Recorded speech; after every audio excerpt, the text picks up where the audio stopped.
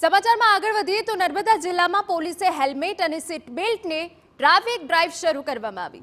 જિલ્લામાં છેલ્લા એક અઠવાડિયામાં થયેલા અકસ્માતમાં 4 લોકોએ પોતાનો જીવ ગુમાવ્યો છે, જેમાં હેલ્મેટ ન પહેરવો એ મૃત્યુનું પ્રમુખ કારણ તરીકે સામે આવ્યું। ત્યારે પોલીસે જિલ્લામાં હેલ્મેટને લઈ જાગૃતિ આવે અને લોકો હેલ્મેટ પહેરે તે માટે ટ્રાફિક ડ્રાઈવનું આયોજન કરવામાં આવ્યું, જેમાં હેલ્મેટના નિયમને તોડનારા 2000 લોકોને દંડ ફટકારાયો। સાથે હેલ્મેટ પહેરવા માટે લોકોને સમજાવવામાં આવ્યા।